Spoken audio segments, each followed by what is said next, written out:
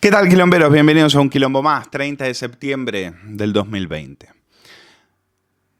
Tenemos que hablar, como no, de la absolución al expresidente de Bankia y exdirector gerente del FMI y exministro de Economía con José María Aznar, Rodrigo Rato, y de otros 33 acusados de falsedad en las cuentas y estafa a los inversores en el proceso de salida a Bankia, como ustedes saben, a través de una sentencia de 442 páginas, que es todo un varapalo, según el diario ABC, a la Fiscalía Anticorrupción, que critica la orfandad probatoria de su acusación. Bueno, a mí me llaman la atención, en este caso, en un programa que analiza medios de comunicación, es lo que vamos a hacer, analizar dos posturas diferentes en dos diarios de la derecha como son ABC y El Mundo. Es decir, ¿cómo puede ser que ABC beatifique a Rodrigo Rato y como El Mundo se pregunte cómo puede ser que una sentencia sobre una estafa se quede sin estafadores? Porque efectivamente aquí hubo un banco que salió a bolsa y un año después perdía el 84% de su valor y miles y millones de euros de sus accionistas se iban por el sumidero. ¿Qué ha pasado? ¿Quién tuvo la culpa? ¿De quién fue ese enjuague financiero? ¿Quiénes son los responsables? Por lo tanto, en el caso de ABC, yo creo que lo mejor es leer la columna del adjunto de director de Luis Ventoso. Y precisamente Ventoso lo que viene a recordar es que, en principio, algún detalle que es absolutamente cierto. Es decir, Rodrigo Rato, con 71 años, está a punto de completar su segundo año hospedado en Soto del Real, cumple condena de 4 años y medio por trincarse 100.000 euros con las famosas tarjetas Black y no goza de permisos encadenados, no goza de ese tercer grado que ya le vendría a corresponder por lo menos desde noviembre del 2019 y que sí lo gozan los golpistas catalanes condenados a 13 años por sedición. Ventoso aplaude la sentencia de Ángela Murillo de la Audiencia Nacional y dice que le da una magnífica lección a Carmen Launa de la Fiscalía Anticorrupción. Insistimos, 31 personas físicas y 3 jurídicas acusadas de estafa a los inversores y falsedad contable que en este momento quedan exoneradas. Es una sentencia que recuerda, y este es el meollo, recuerda que la salida a bolsa recibió el visto bueno de todos los supervisores, Banco de España, CNMV, FROB y EVA. Y también concluye que la información del folleto era amplia y certera. Yo no me he leído la sentencia de las 442 páginas, pero a mí, bueno, yo respeto las sentencias judiciales, otra cosa es que las comparta. Y no solo es Luis Ventoso el que escribe, en ABC, por supuesto, se apuntan otros. Por ejemplo, el caso de Ignacio Camacho diciendo que la Fiscalía Anticorrupción no solo ha perdido literalmente el juicio, eso puede ocurrir, lo peor es que del varapalo con el que la ridiculiza el veredicto se desprende un grave reproche moral y jurídico, el deslizamiento nítido por la pendiente escabrosa, arbitraria y subjetiva del populismo. Está claro que la línea de ABC es una línea, insistimos, de beatificar a un mártir de un proceso injusto, kafkiano, iniciado por la Fiscalía Anticorrupción. Y aquí es donde nosotros, desde el Quilombo, lanzamos esta hipótesis. Para que no se nos olvide, Rodrigo Rato fue, insistimos, a espera de leernos la sentencia y de sacar nuestras propias conclusiones. Ahora hablaremos de por qué El Mundo cree que es una sentencia bastante extraña y que tiene bastantes fallos. Pero nosotros adelantamos nuestra hipótesis. Rodrigo Rato fue la cabeza, el chivo expiatorio, mejor dicho, el chivo expiatorio elegido por Soraya Sáenz de Santa María para romper con la herencia del PP de Aznar. El marianismo elige enterrar a José María Aznar y a todo lo que tenga que ver con él y va a por Rato. No lo digo yo, lo ha dicho el propio Rodrigo Rato. Entre los meses de marzo y febrero del año 2015, 3 personas, un director de un medio de comunicación, un articulista y un ex alto dirigente del Partido Popular, me avisan de que el Gobierno me quiere meter en la cárcel. Señor Rato, ¿quién le quería meter en la cárcel ¿Y por qué? Pues yo no he dicho que yo lo haya dicho. Quiero decir, a mí 3 personas, las que acabo de mencionar, que no voy a dar sus nombres por confidencialidad, Bien. me advierten de eso, ¿no? Eso se produce también después de que una ministra se dirige a una persona muy cercana a mí a decirle que se aleje de mí porque voy a tener problemas por razones fiscales. Se produce después de que la directora de la ONIF es la Organización de Lucha contra el Fraude Fiscal, vaya a la Fiscalía Anticorrupción a presentar un caso contra mí y en la Fiscalía Anticorrupción le digan que no ven caso y que sin embargo ella continúa y me acaba presentando una denuncia que yo creo que he demostrado en la instrucción que es falsa. Me la presenta ella, no personalmente, sino como directora de la ONIF, en unas circunstancias en las que efectivamente se me acaba deteniendo, se me detiene por una acusación de alzamiento de bienes de la que después ya nunca se me acusa, pero que es la excusa, nunca mejor dicho, para poder conseguir una orden judicial y entrar en mi casa. Se me detiene delante de mis hijos, de mis vecinos, de mi mujer. Se me pone la mano en el cogote entrando en un coche, como todos ustedes han visto, por desgracia.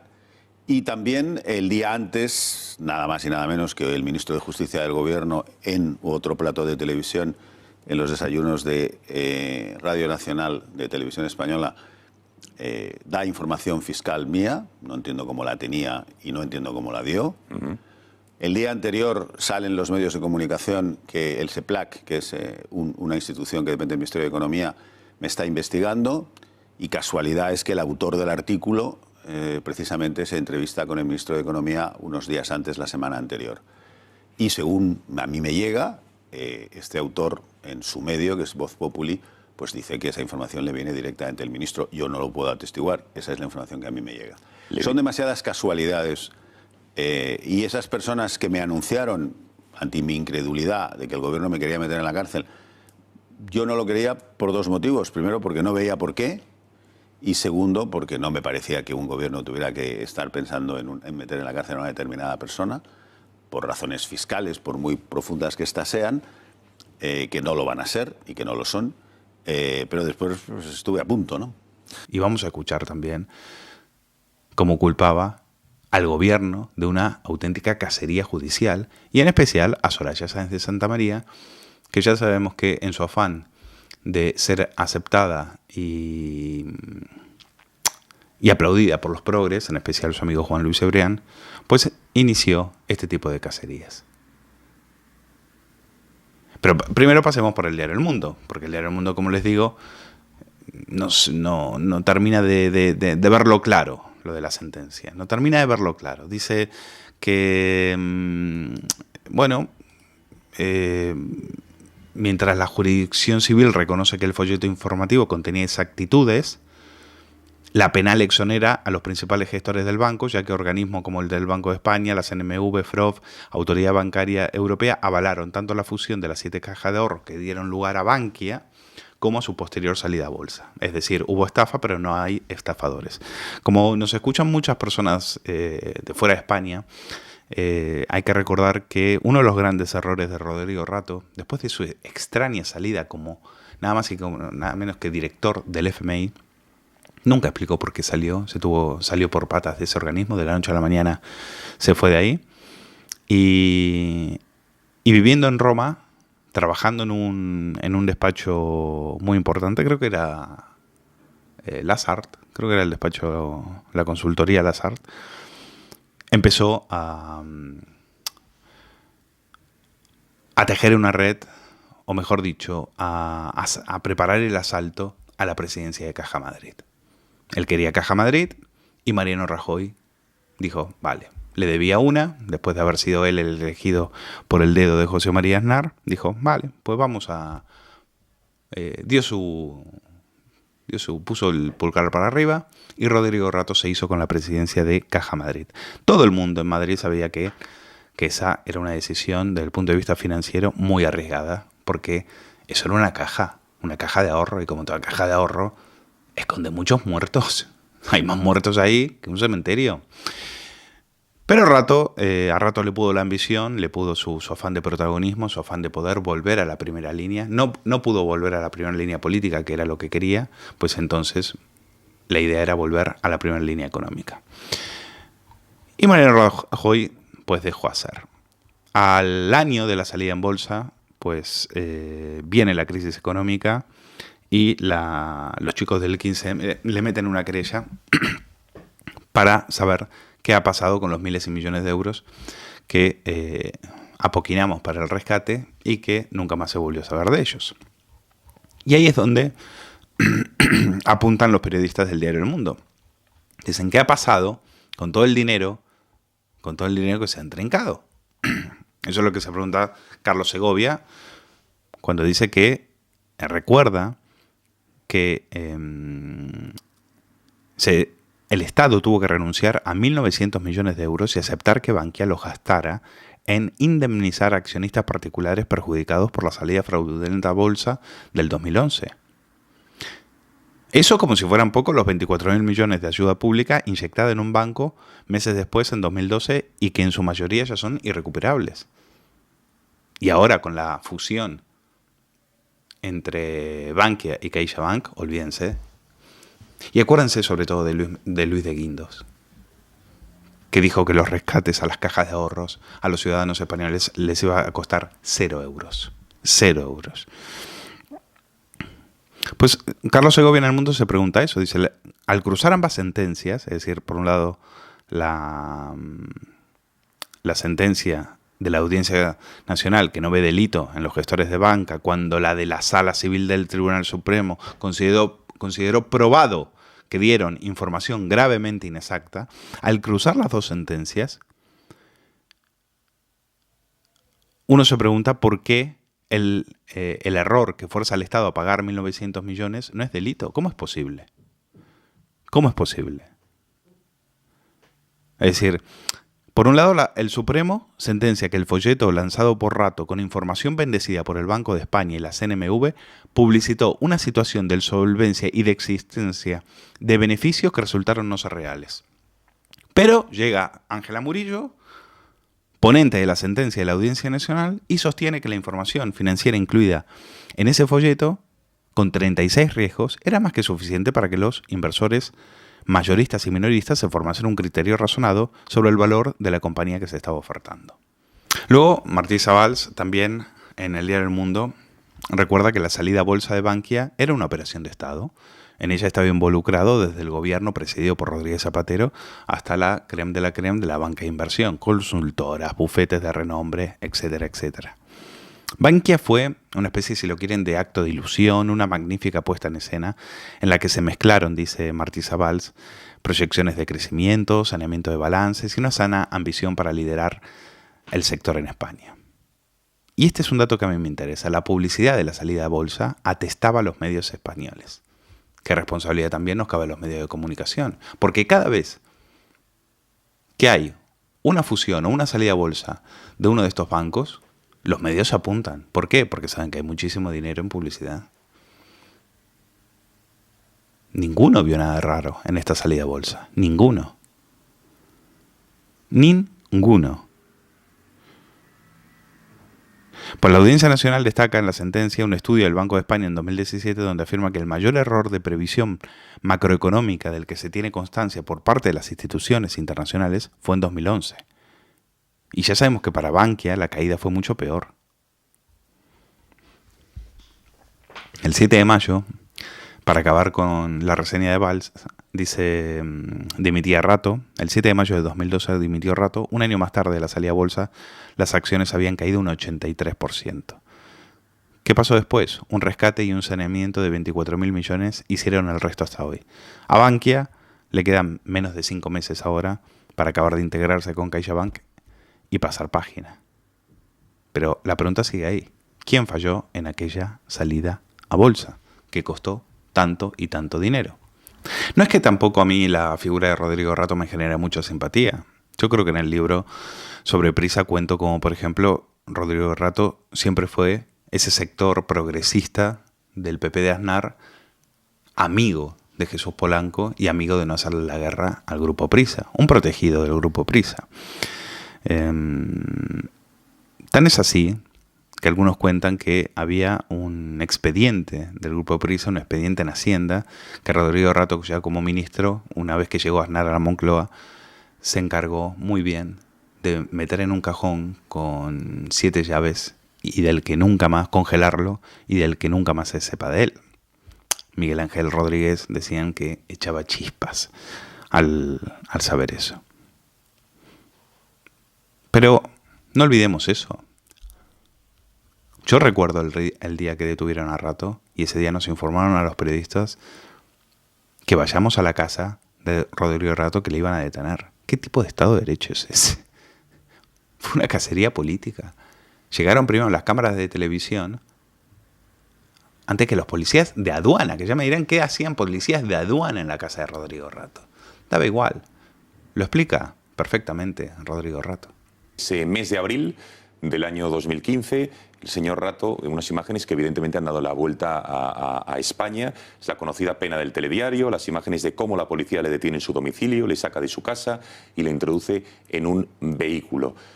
¿Cómo vivió esos momentos que de alguna manera ante la opinión pública, señor Rato, ya le estaban condenando, pese a que el día siguiente fue puesto en libertad? ¿Cómo lo vivió? Hombre, pues es una experiencia muy dura, ¿no? En tu propio domicilio, ver que se llena la escalera de agentes que aporrean, porque no lo hacen con suavidad, ¿no? Toda la parafernalia es a ver si te asustan, ¿no? Y te asustan. O sea, la verdad es que si no estás muy acostumbrado, que yo no lo estaba, pues te asustan, ¿no? Hay mucho, no llaman al timbre, sino que aporrean la puerta. Usted estaba con su familia en casa, ¿no? Estaba a punto de llegar mi hijo y después llegaron mis hijas y mi mujer. Entran una patulea de personas, es la secretaria judicial la que te tiene que decir las cosas, pero los que entran te presionan, te dicen que les des papeles, que les des tal, buscan, van hasta tu cuarto, abren tus armarios, abren el armario de tu mujer, no encuentran nada, como no encuentran nada, pues cada vez se ponen más nerviosos. Y hay más presiones y dónde están otras cosas y estas cartas pues son cartas pues de la luz. Recibos, sí. Pues que tiene todo el mundo en la puerta, en la entrada de su casa, ¿no? Sí, es una experiencia terrible, ¿no? Y después de ahí tuve que ir a mi oficina, en mi oficina estuvimos horas, se llevaron todos mis papeles, los que de toda mi vida profesional y de mis empresas. Por lo cierto, no me han devuelto ni una décima parte de los papeles que se han llevado, aunque los estoy reclamando.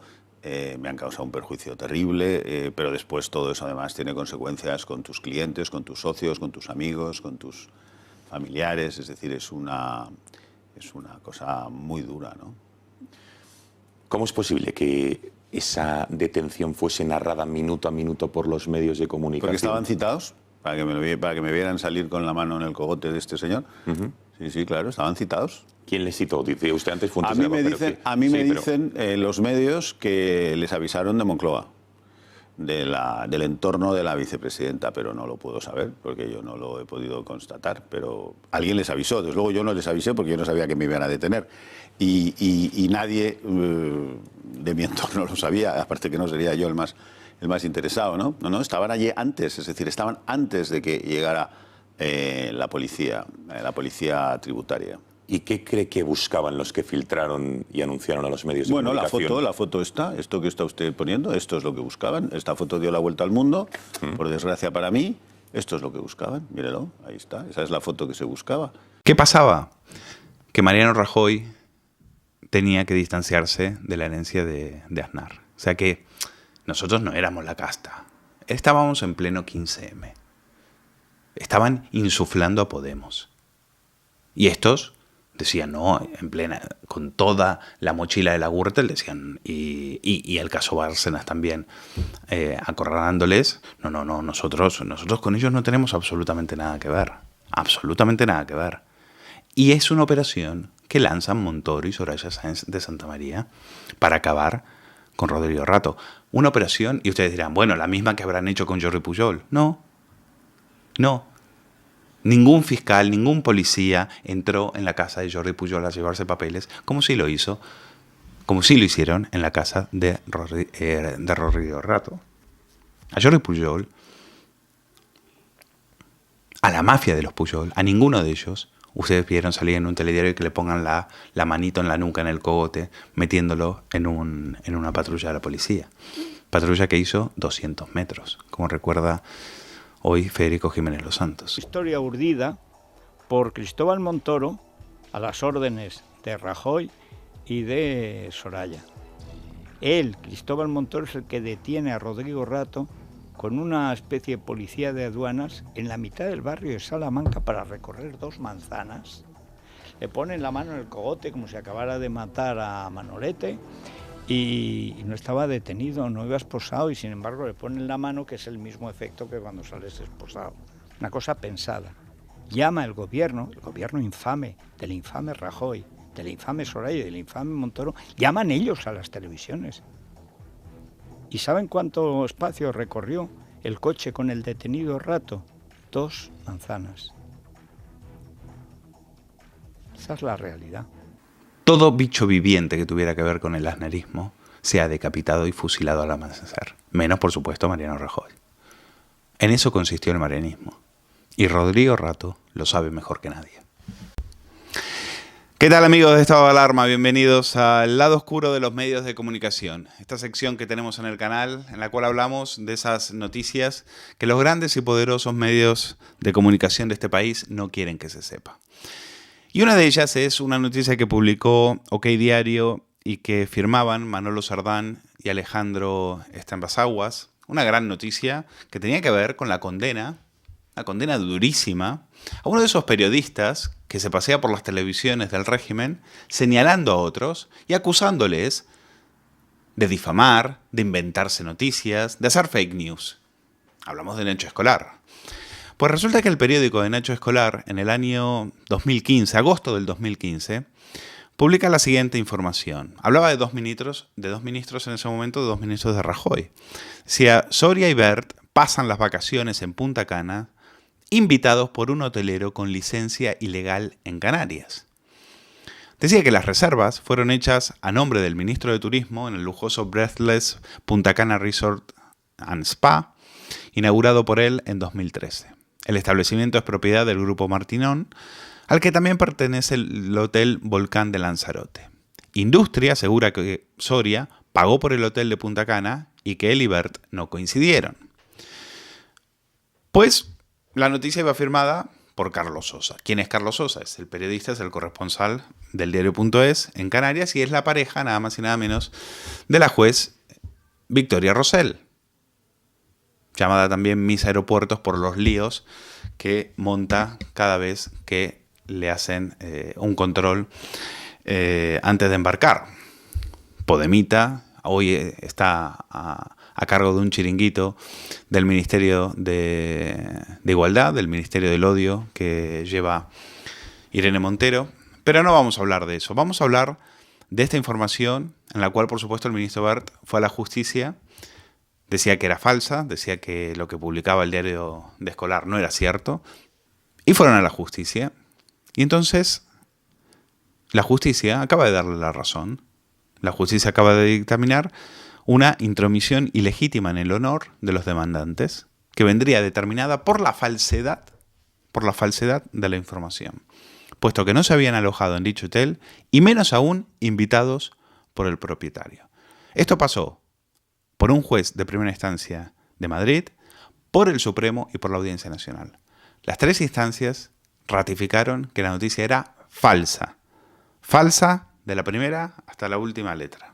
Y condenaron al periódico Escolar a pagar 3.000 euros que Bert y su pareja van a donar a una organización no gubernamental.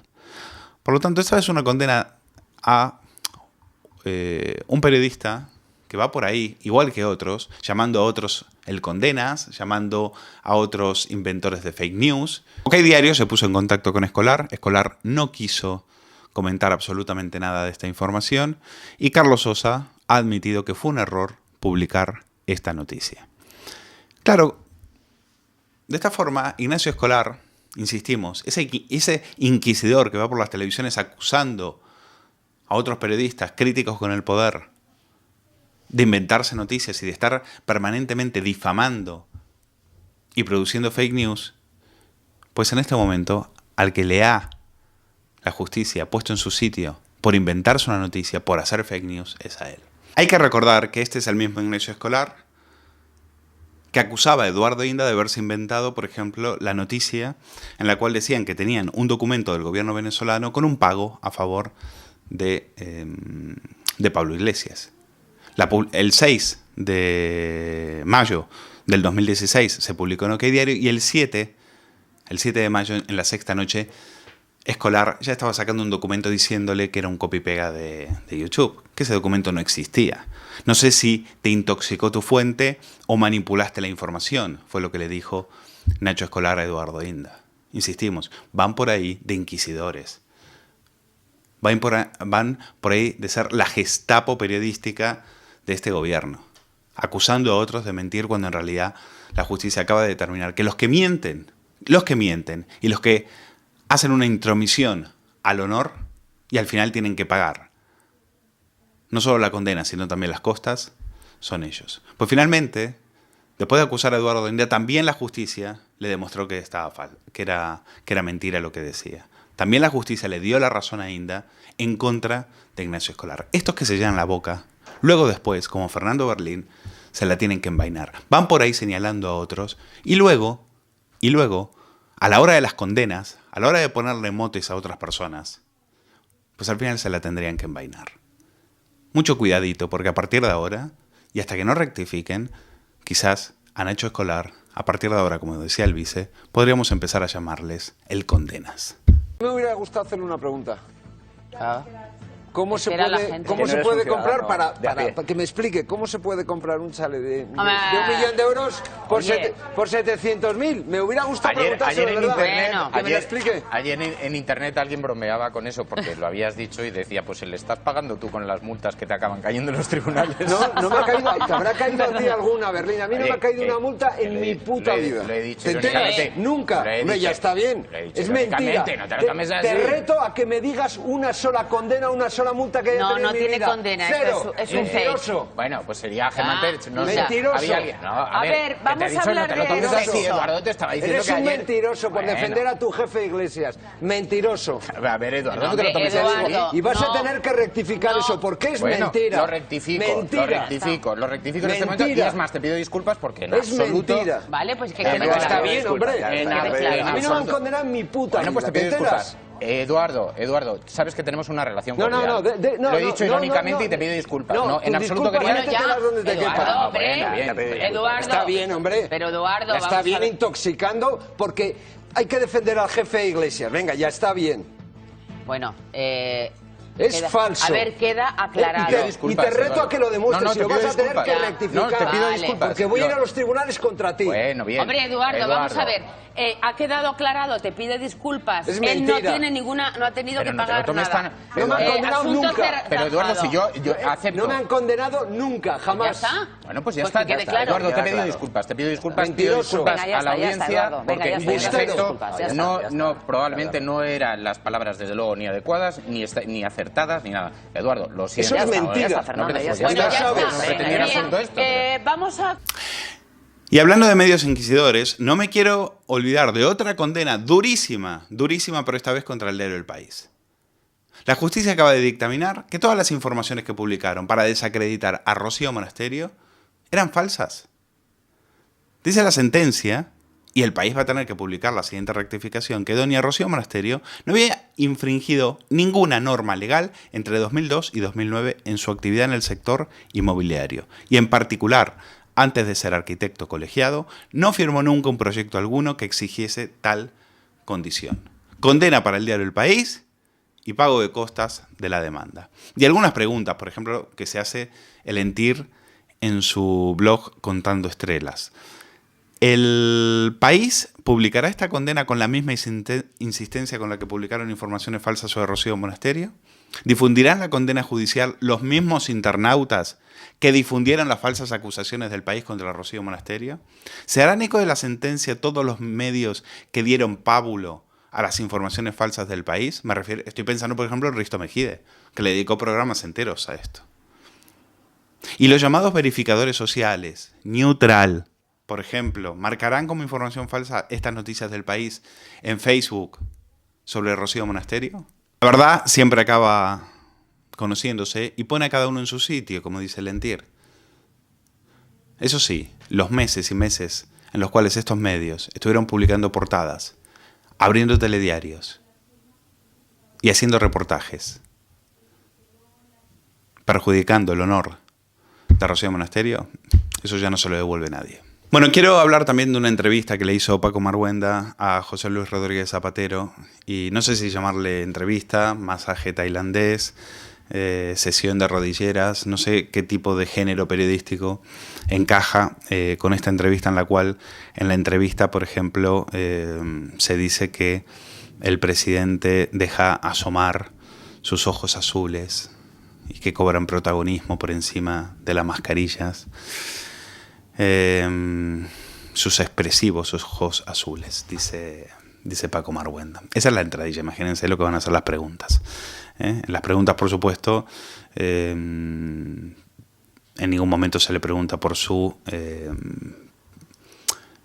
papel como canciller de una tiranía como la satrapía de Maduro en Venezuela. No se le pregunta por las acusaciones sobre corrupción. No se le pregunta sobre el caso Morodo, por ejemplo.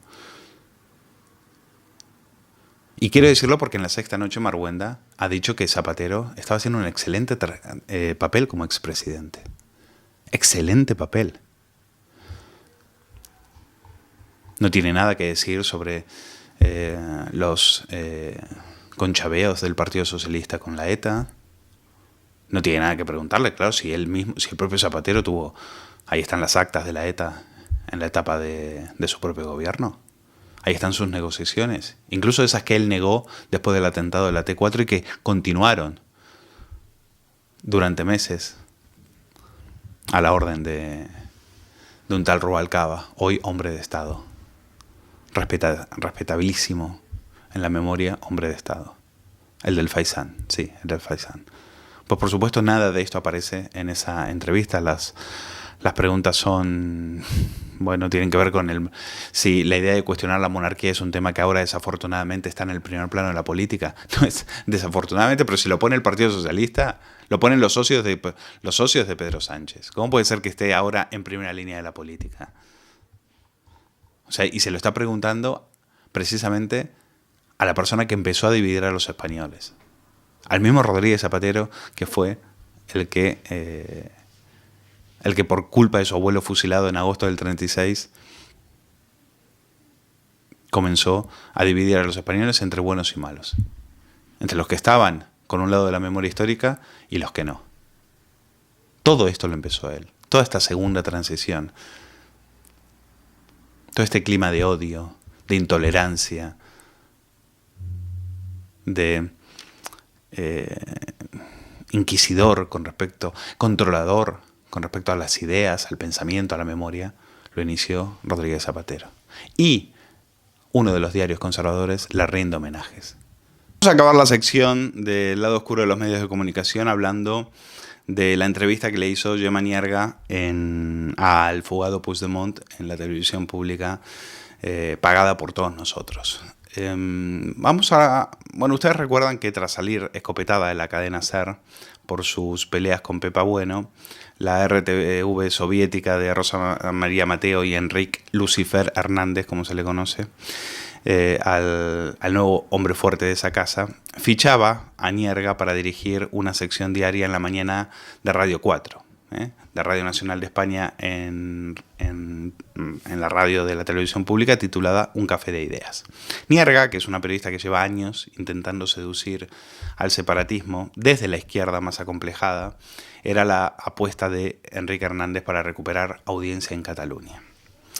Nierga no tiene ningún problema en manifestar su amistad con golpistas presos como, por ejemplo, Jordi Cuixart. A pocos días que se conocía la sentencia del proceso, era la propia Gemma Nierga la que afirmaba que a ella le hubiese gustado mucho que el Tribunal Supremo le absolviese. lo que ha hecho no merece 2 años de prisión preventiva, dijo Nierga en una entrevista. Por supuesto, una frase así, por lo menos se merece un programa o varios en la Radio Nacional de España pagado por nosotros. Con Cuillart, contaba Nierga, nos hemos hecho amigos, y eso que yo no le conocía. Mira, no me mojaré mucho sobre lo que tiene que pasar. Ella nunca se moja. La equidistancia, ahora hablaremos de ello. Pero personalmente sí que te puedo decir que querría que la sentencia absuelva a Jordi Cuixart. Me gustaría mucho. Esto lo afirmó en una entrevista al nacional.cat, un digital separatista. Siempre Nierga ha hecho gala de esa equidistancia que en la SER hizo escuela. Basta recordar los casos de Carla Francino, de Gabilondo. Pero si Enrique Hernández la eligió, es porque, como dice el dicho, los hombres neutrales son los aliados del diablo, en este caso de Lucifer. Bueno, pues al final RTV redobla la apuesta y anuncia para esta temporada que el programa de Nierga se va a emitir simultáneamente en la 2 y en Radio 4. Es decir, en la tele y en la radio. El resultado, patético. El resultado fue un estreno con una cuota de pantalla del 0,1%. Apenas 1.000 espectadores. 1.000 espectadores. Bueno, y la entrevista a Puigdemont, pues imagínense, amable, cariñosa. Enhorabuena por el éxito total de sus libros, le dijo Nierga al golpista fugado. Nadie esperaba otra cosa. Es decir, la prensa untada del golpismo, por supuesto, no ha hecho más que defenderle.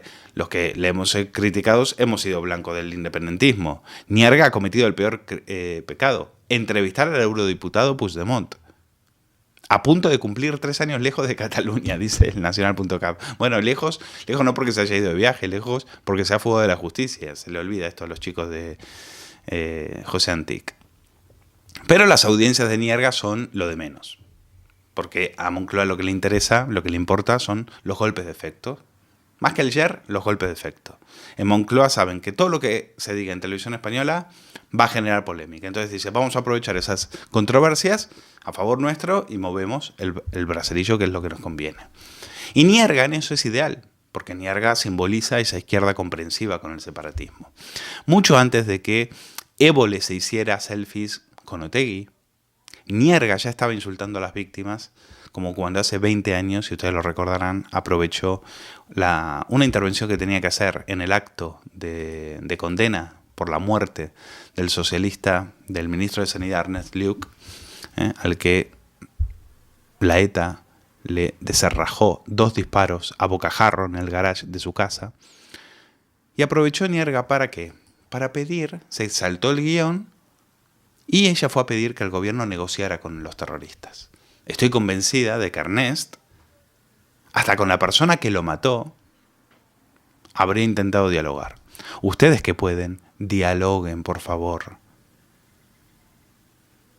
Nierga pedía dialogar con los mismos que acababan de asesinar, de meterle 2 tiros en la cabeza a Ernest Lluch. Francamente, muchos en ese momento se quedaron petrificados al escuchar las palabras de Nierga. Pero esto sigue. Este pensamiento no solo estaba en lo más radical del izquierdismo. 20 años después, en octubre del 2019, Gonzo reúne a Rosa, la hija de Ernest Lluch, que ahora milita en Podemos, en el mismo partido que elogia a la ETA, cuyo líder elogia a la ETA, pues la hija de Lluch ahora milita en Podemos. Y la junta con Gemma Nierga para hablar de la situación. Era una imagen que inspiraba un poco de vergüenza.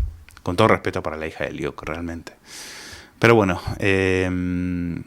por supuesto, Nierga es la imagen amable, la imagen cariñosa, ¿no?, de esa izquierda sectaria y guerra civilista. Tengo la sensación que desde hace unos años hay interés por presentar a Cataluña dividida en 2 bandos.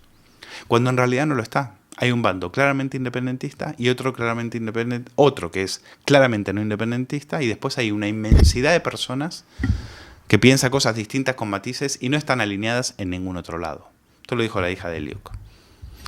Claro, y por supuesto Nierga está muy de acuerdo con esto. La equidistancia, insistimos, como escribió Narváez, es el recurso de los cobardes para que no les salpique las heridas de allí y la mierda de aquí.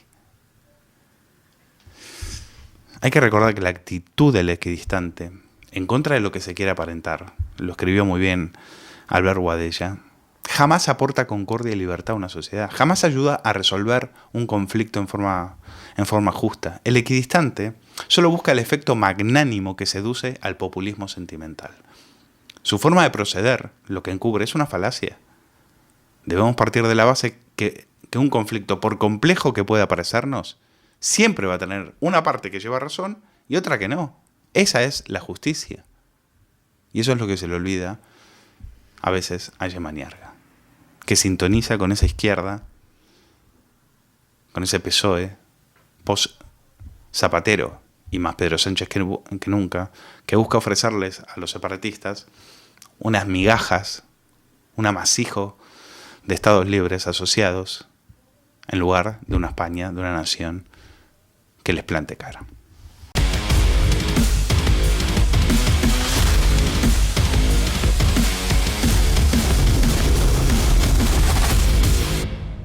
Conexión aquí en Periodista Digital. Tenemos que seguir hablando de educación porque algunas noticias sí que nos siguen preocupando, porque el gobierno ahora quiere suprimir el derecho de los padres. Ya saben que para este gobierno los hijos no son de los padres, pues ahora es suprimir el derecho de los padres a elegir centro y eliminar la repetición en la ley CELA. Es decir, Podemos ha presentado enmiendas en las que carga contra la libertad de enseñanza, impide la repetición en primaria y la blinda en la secundaria. Y por otro lado, los nacionalistas buscan eliminar la palabra constitución del texto y dejar al castellano fuera de las aulas. Bueno, esta es la educación en la cual hemos dejado en manos de este gobierno, y le voy a pedir a Lorena Heras, que es diputada en la Asamblea de Madrid por el Partido Popular, que me explique, y sobre todo portavoz de Educación, que sabe muy bien, conoce mejor que nadie estos temas, que me explique hacia dónde nos está llevando el gobierno en materia de educación. ¿Qué tal, Lorena? Muy buenas tardes.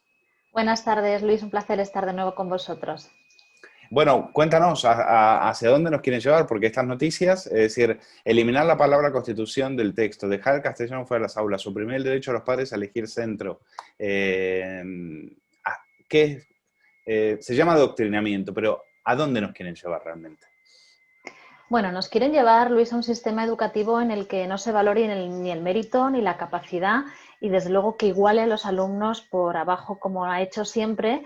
Esas han sido siempre las voluntades del Partido Socialista cuando ha podido legislar y regular leyes educativas, pero además ahora con un aderezo y con un añadido muy peligroso, que es el de la izquierda más sectaria, en el caso de Podemos, precisamente en la línea en la que tú mencionabas, haciendo un alarde explícito de que no sean las familias quienes elijan el centro educativo de sus hijos, sino que la administración pueda obligarte a escolarizar a tu hijo aunque tú no quieras llevarle a ese centro, y como bien planteabas, una cesión a los independentistas, retirando cualquier vestigio de la Constitución española de la ley, y además minimizando el currículo común que tiene que adoptar el Ministerio para todas las comunidades autónomas y dando más autonomía a aquellas que tienen una lengua cooficial, como puede ser, por ejemplo, el caso del País Vasco o especialmente de Cataluña.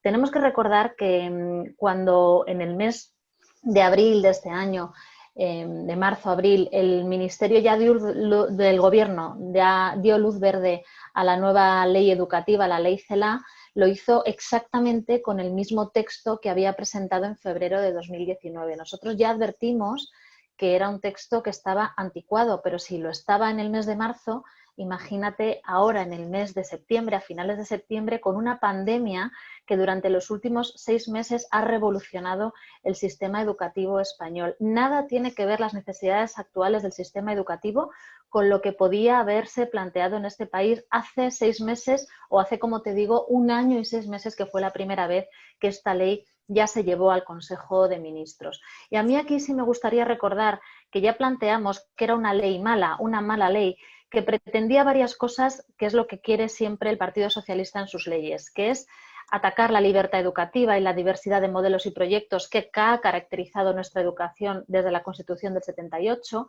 que daba a las administraciones la capacidad de escolarizar alumnos en centros aunque no lo pidieran sus padres, que relega los centros de educación especial a centros residuales y no que puedan convivir con los centros ordinarios con apoyos para niños con necesidades educativas especiales, y que, para evitar la palabra repetir, buscaba un eufemismo en el que hablaban de permanencia en el mismo curso. Bien, permitían titular bachillerato con una materia suspensa y renunciaban a algunas de las competencias del Estado como elemento vertebrador en materia educativa. Pero es que ese texto ya decíamos que solo podía empeorar con las enmiendas que sus socios de gobierno de Podemos podían plantear. Bien, pues esta semana hemos conocido cuáles son esas enmiendas y algunas de ellas, sinceramente, son escalofriantes. Como tú bien planteabas, Podemos quiere que se retire de la ley el párrafo que alude a la libertad de enseñanza, directamente. Consideran que es innecesario porque la libertad de atención no está vinculada a la elección de los padres de un centro concreto.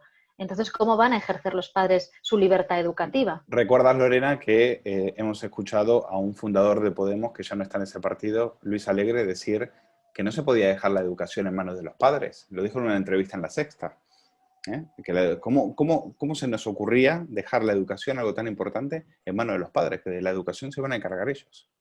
Sí, le faltó añadir de los padres que no votan a Podemos, porque en realidad ellos pretenden que lo que no consiguen o no han conseguido en las urnas y lo que no han podido conseguir durante 41 años de convivencia constitucional en este país, lo van a poder hacer, como bien decías al principio, desde abajo, desde las aulas y con un adoctrinamiento que resulta absolutamente artificial. Y si hay algo que consagra especialmente la libertad en este país es el artículo 27 de la Constitución española, que habla de la libertad educativa, la libertad entendida desde todos los conceptos, libertad para tener varios modelos educativos, que la educación pública, la concertada y la privada puedan convivir de manera pacífica y que con ello estén garantizando una verdadera libertad de oportunidades para los padres, que sean los padres quienes elijan el proyecto y el modelo educativo que quieren para sus hijos. Hemos escuchado también a una ministra que dice, bueno, que los hijos no pertenecen a los padres. Oiga, pues no sé a quién va a pertenecer, pertenecerán a Podemos, al Partido Socialista, al gobierno.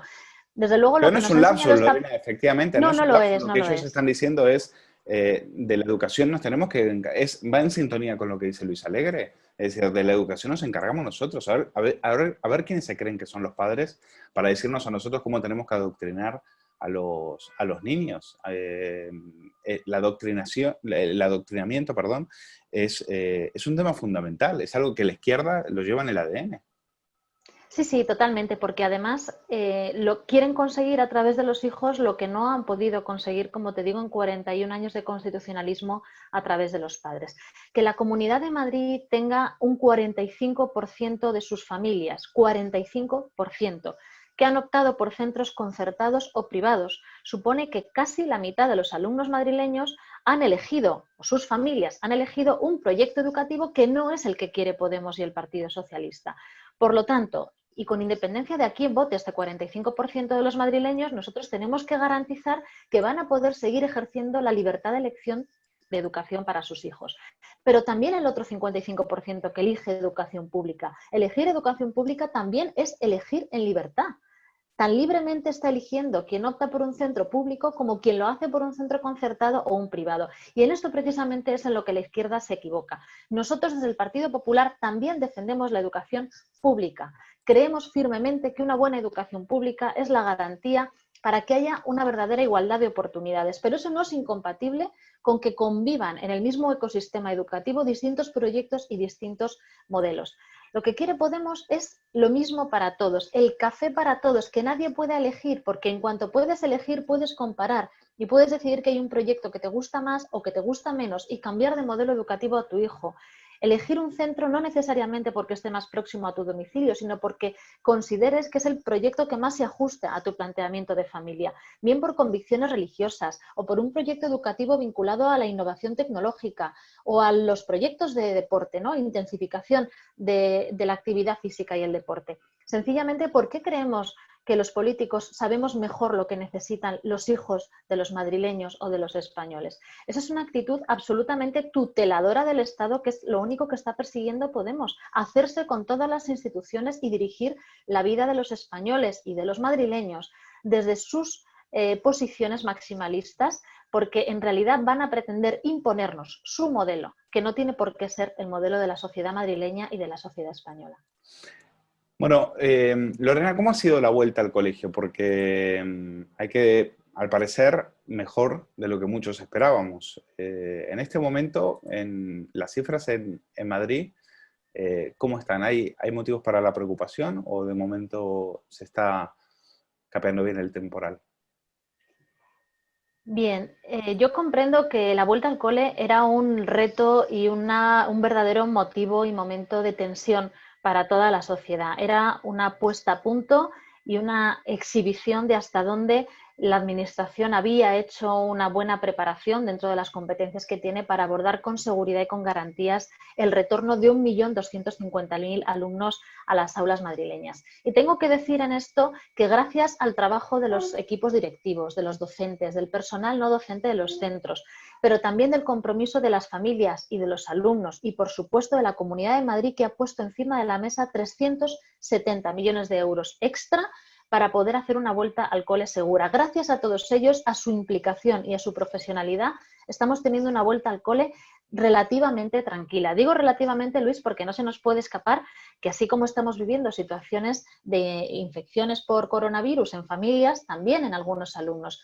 Pero estamos comprobando que las medidas sanitarias y de refuerzo que se han implantado y se han puesto en marcha por parte del gobierno de Isabel Díaz Ayuso han dado fruto y están permitiendo que el hecho de que haya un niño contagiado con coronavirus no implica que todo el resto del centro tenga que ser cerrado y que se haya contagiado el resto de los alumnos. Recordarás que Madrid había presentado una estrategia de vuelta a las aulas segura, con mascarilla a partir de los 6 años, con grupos burbuja, es decir, con grupos de convivencia estable para que esos alumnos se relacionaran siempre con sus mismos compañeros, con unas medidas de protección relacionadas, por ejemplo, con los recreos o con los comedores escolares o con las rutas, como ninguna otra comunidad autónoma ha podido llevar a cabo. Y eso está dando sus frutos. No significa que no haya ningún contagio de alumnos escolarizados en la Comunidad de Madrid. Por supuesto que los hay, pero los hay porque esos alumnos se han contagiado en su ámbito privado, familiar, en sus celebraciones o en sus momentos, digamos, fuera de las aulas. Será una cantidad mínima la que se haya producido dentro de las aulas y, desde luego, yo creo que las familias están comprobando que la Comunidad de Madrid sí ha hecho sus deberes y que no se ha lavado las manos, en este caso, en la vuelta al cole. Lorena, tengo que también preguntarte por una buena noticia, que es que los hijos de policías nacionales y guardias civiles solo pagarán 3 euros por el menú en los colegios públicos. Bueno, la verdad que es una buena noticia teniendo en cuenta la que está cayendo a nivel económico. Sí, así es. Bueno, era un compromiso de la presidenta de la Comunidad de Madrid, Isabel Díaz Ayuso. Era un acuerdo firme y una decisión de impulsar y dotar de estabilidad y lograr que se cubrieran las vacantes que existían en los cuerpos de policías nacionales y de Guardia Civil, es decir, de los cuerpos y fuerzas de seguridad del Estado. En esta línea se han modificado las órdenes que regulaban los precios del comedor y se ha posibilitado que también se beneficien de esa reducción del precio comedor las familias que tengan en algunos de sus componentes, como te decía, policías nacionales o Guardia Civil.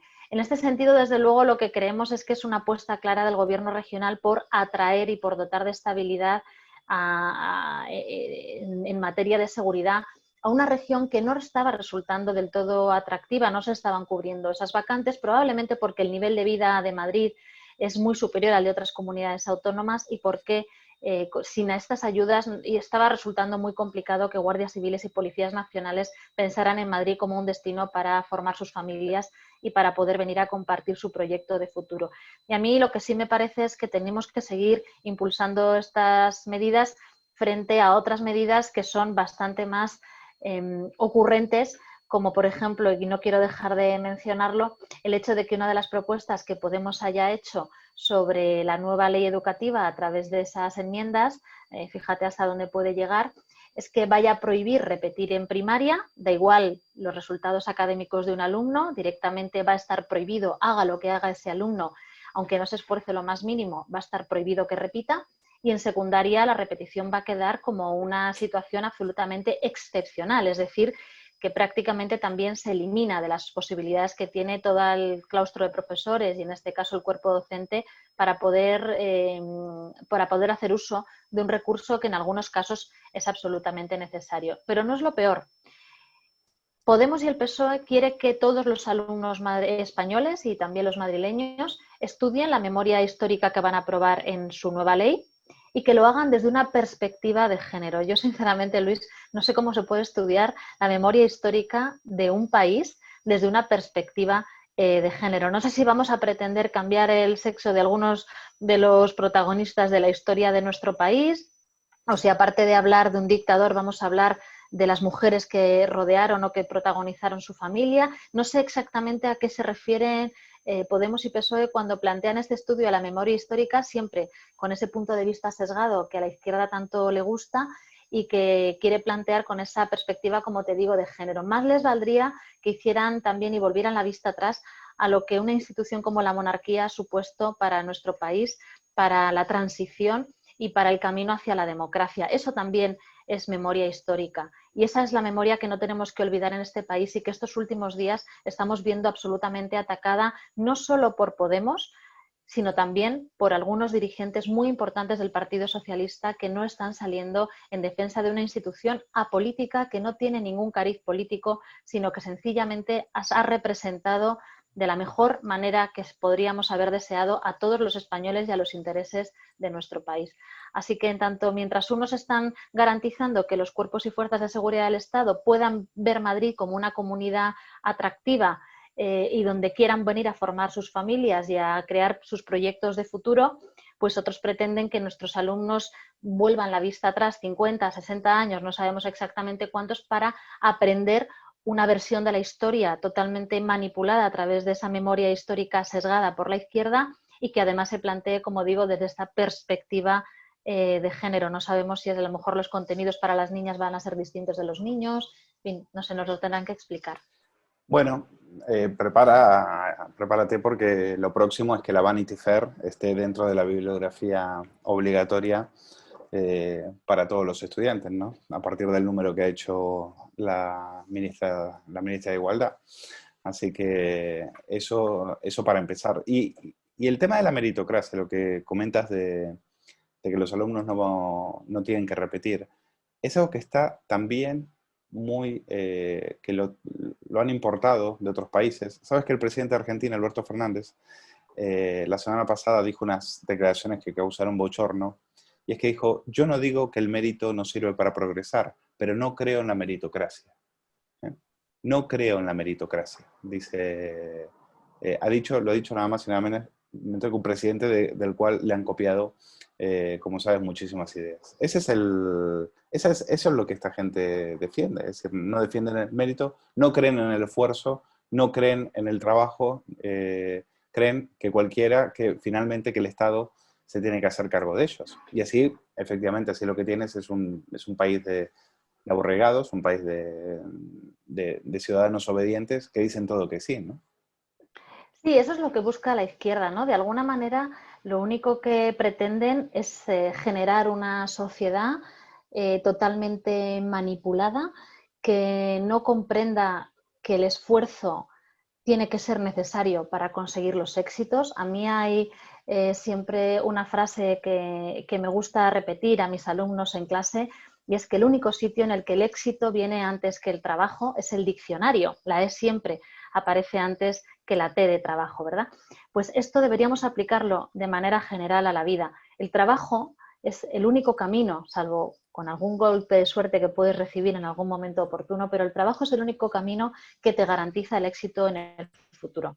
Y lo único que estamos viendo con esas actitudes, como tú dices, de desprestigio y desmérito al trabajo, al esfuerzo, a la capacidad y al premio a quien de verdad está trabajando y se lo está mereciendo, es que creemos una ciudadanía que no tenga ningún interés por seguir aprendiendo y por seguir mejorando. Es decir, una ciudadanía que sea presa de las ayudas estatales, de los subsidios y de un planteamiento de vida que no nos permita progresar como personas libres, sino estar continuamente dependiendo de un Estado, de unas instituciones que nos van a garantizar el alimento o la vivienda o nuestra forma de vivir. Esto ya hemos visto que en los países comunistas ha fracasado y nos está llevando pues, a un punto, yo creo que de inflexión como país que nos tiene que hacer replantearnos. Y ya no lo digo yo, ni siquiera lo dice ese refrán del diccionario jugando con las palabras éxito o trabajo.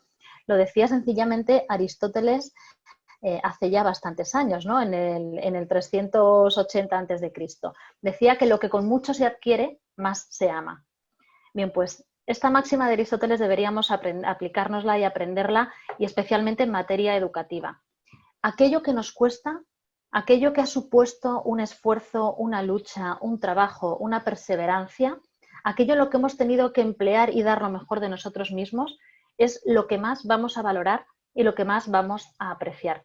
Y es esta cultura la que precisamente la izquierda quiere dinamitar en la sociedad española. Por eso pretenden que los alumnos promocionen de curso, pasen de curso con materias suspensas, bajo la excusa de que los alumnos no pueden venirse abajo moralmente, no pueden verse fracasados ni frustrados. Lo que pretenden es que dé igual lo que tú vayas a hacer porque el Estado te va a garantizar que tú automáticamente promociones al siguiente curso. Y eso, Luis, lo único que va a generar es una generación de jóvenes y de alumnos que han visto que han conseguido todos los éxitos y todos los hitos, en este caso académicos, pero también personales, sin tener que esforzarse lo más mínimo. Y eso no es lo que van a encontrar en la vida real fuera. Pues después de eso yo me quedo sin palabras, así que poco más puedo agregar. Lorena, muchísimas gracias. Gracias por estar con nosotros, diputada del PP en la Asamblea de Madrid y también maestra, ¿no? Profesora, lo cual ha quedado más que en evidencia. Muchísimas gracias, Lorena. Gracias a ti, Luis, y espero que la próxima vez que podamos hablar pueda decirte con ilusión que el Ministerio ha decidido paralizar la tramitación de esa tremenda ley, que es la Ley Celaá, que, como te decía, ni asegura las necesidades de una sociedad española en este momento, que se está tramitando a espaldas de la comunidad educativa, que no cuenta con la suma ni de los profesionales educativos, ni de los docentes, ni de las familias y, por supuesto, de los partidos políticos. Tenemos que volver a la senda del pacto educativo porque es lo único que va a garantizar una educación de calidad y de futuro en nuestro país. Y, desde luego, un texto, como te decía, anticuado. Un texto que se presentó por primera vez en febrero de 2019. No puede ser la solución a un sistema educativo que se ha puesto patas arriba con una pandemia que ha transformado y ha cambiado nuestras vidas y el sistema educativo español. Así que espero que la próxima vez que nos veamos pueda decirte con ilusión que han recapacitado y que han decidido volver a la senda de los pactos que nos sumen a todos, aunque mucho me temo que la próxima vez tendremos que hablar otra vez de noticias que quieren atropellar la libertad educativa y la meritocracia en el sistema educativo español. Pues yo también me lo temo. Lorena, gracias por estar con nosotros. Gracias, un abrazo.